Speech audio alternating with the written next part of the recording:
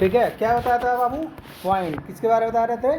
Point. इसमें क्या होता है, ना लेंथ होता है, ना ब्रेथ होता है और ना ही हाइट होता है, समझे? तो यहाँ पर दिया हुआ है point is extract location, it has no length, no breadth और नॉट हाइट। ठीक है ना? इसमें तो होता है, लेकिन क्या होता है, बहुत ही कम होता है कि हम लोग मेजरमेंट नहीं कर पाते हैं, समझे? तो क्या कहते हैं हम लोग बाबू? पॉइंट कहते हैं। क्या कहते हैं? पॉइंट कहते हैं। सेकेंड है हमारा लाइन। क्या है? लाइन। अभी जस्ट बताया क्या कि लाइन क्या होता है? इंडलेस होता है। क्या होता है? लाइन। क्यों लाइन इंडलेस होता है? क्योंकि दोनों साइड क्या होता है इसका? एरो होता है। एरो मतलब अभी ये और बढ़ेगा, ठीक है? ये क्या होगा अभी और बढ़ेगा, दोनों साइड्स में इसका होता है ये एरो, ठीक है ना?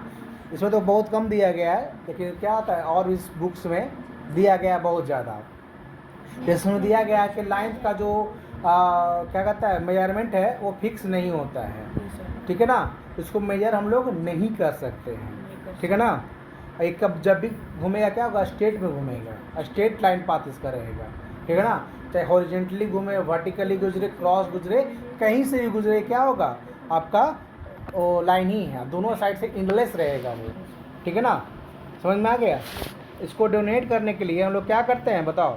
डोनेट करने को लेके इसे दिया गया है ए बी, ऐसा ऊपर दोनों साइड हम लोग क्या देते हैं? एरो देते हैं, ठीक है ना? दोनों साइड क्या देते हैं हम लोग? एरो देते हैं। ये इसका डिनोशन है आपका। इससे पता चलता है क्या है आपका? आप लाइन के बारे में बता रहे हो। किसके बारे में बता रहे हो? लाइन के बारे में। नेक्स्ट है हमारा री। क्या है? री। इसमें क्या होता है कि एक आपका इंड पॉइंट होता है, इंड पॉइंट का हो, स्टार्टिंग पॉइंट का हो, जो करना है एक ही होता है, ठीक है ना? और दूसरा साइड क्या होता है? इंडलेस होता है। क्या होता है? इंडलेस। इंडलेस मतलब कहने का मतलब, एक एग्जांपल हम लोग घर में है, टॉर्च। टॉर्च होता है, वो देखिए क्या क्या स्टार्टिंग एक होता है, लेकिन पता लगता है कि कहाँ तक लाइट जा रहा है? नहीं पता लगता है। छत पर जाकर तो अंधेरा में लगाना बहुत लंबा इसे से रहेगा, ठीक है ना? तो क्या कहे वो? रे कहते हैं। क्या कहते हैं इसको?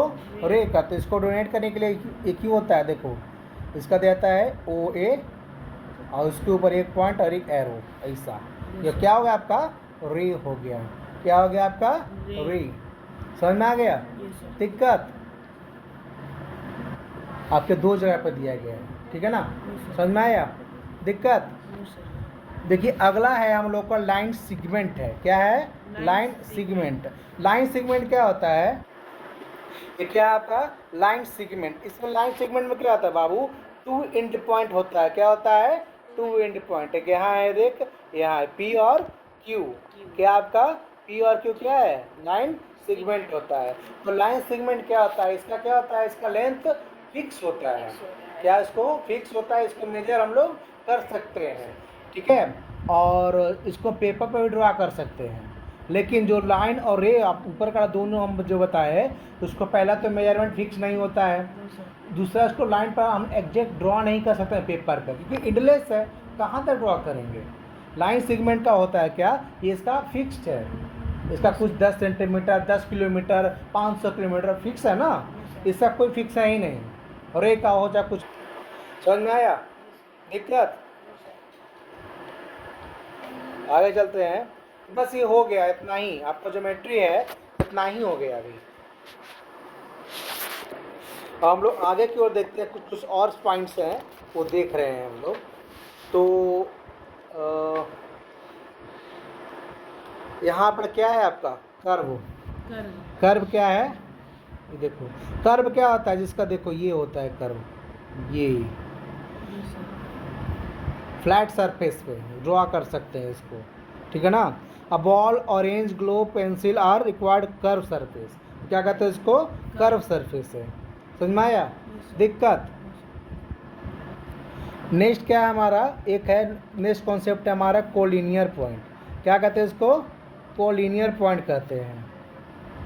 क्या कहते हैं? कोलिनियर पॉइंट कहते हैं। कोलिनियर पॉइंट का मतलब क्या होता है बाबू कि एक ही लाइन पे कम से कम कितने, देखो लाइन सेगमेंट कितना होता है?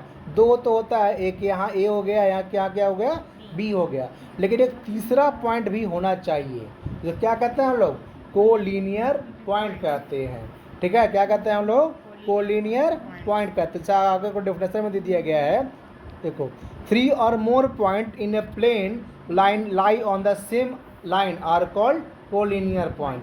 3 या 3 से अधिक, क्या हो, 3 या 3 से अधिक पॉइंट अगर एक ही लाइन पे है, लाई करता है, तो क्या कहेंगे हम लोग, कोलिनियर पॉइंट कहेंगे। क्या कहेंगे, कोलिनियर पॉइंट कहेंगे। समझ में आया दिक्कत? आगे बढ़ते हैं। इंटरसेक्शन क्या होता है, देखिए जब 2 लाइन सेगमेंट या लाइन, ठीक है ना, इंटरसेक्ट करे उसको क्या कहेंगे हम लोग, इंटरसेक्टिंग लाइन कहते हैं। जैसे आपका ये हो गया ए और ये क्या हो गया, लाइन बी। तो लाइन बी क्या कर रहा है, इंटरसेक्ट कर रहा है एक दूसरा को।